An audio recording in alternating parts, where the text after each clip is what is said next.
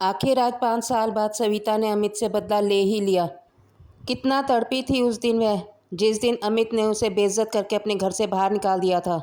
उसने कभी सपने में भी नहीं सोचा था कि अमित, उसका पति, उसके साथ ऐसा करेगा। उस दिन घर से निकलते वक्त वह बहुत रोई, गिड़गिड़ाई, लेकिन अमित ने उसके आंसुओं की ओर कोई ध्यान नहीं दिया। लेकिन आज 5 साल बाद भगवान ने उसे बदला लेने का मौका दे ही दिया। सविता के साथ अमित ने ऐसा क्यों किया, यह जानने के लिए हमें 5 साल पीछे की ओर जाना पड़ेगा। सविता एक गरीब और सीधी सादी लड़की थी, जबकि अमित एक अमीर और एम्बिशियस लड़का था। अमित को सविता की सादगी बहुत पसंद थी और इसी सादगी के कारण उसने सविता से शादी की।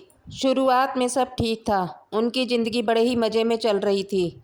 यूं ही हंसते खेलते उनकी शादी को 2 साल बीत गए। अब धीरे धीरे अमित को सविता की सादगी कमज़ोरी लगने लगी। वह दिन रात गुस्से में रहता और बात बात पर सविता से लड़ता रहता था।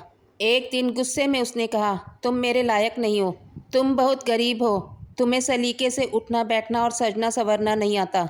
उस दिन अमित का गुस्सा 7वें आसमान पर था। उसने गुस्से में आकर सविता को घर से बाहर निकाल दिया। सविता बहुत रोई, गिड़गिड़ाई, लेकिन अमित ने उसके आंसुओं पर कोई भी ध्यान नहीं दिया। सविता को समझ नहीं आ रहा था कि वह क्या करे। उसके मायके में भी उसे कोई पूछने वाला नहीं था। सविता अपने माँ बाप की इकलौती संतान थी और वे दोनों अब इस दुनिया में नहीं थे। सविता ने अपने आंसू पोंछे और किराए का घर तलाशने लगी।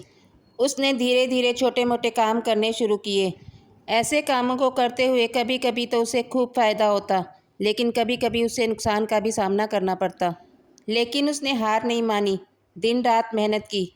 धीरे धीरे एक छोटी सी दुकान से वह एक बड़ी बिजनेस वूमेन बन गई।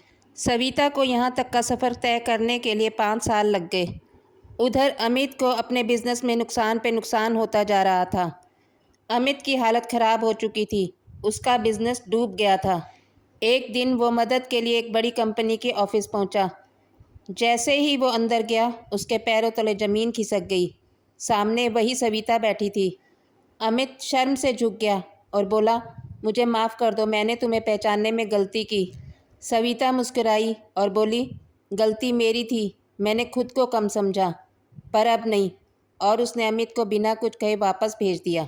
इसीलिए कहते हैं कि किसी को कभी कम मत समझो, क्योंकि वक्त जब बदलता है तो सब कुछ बदल देता है।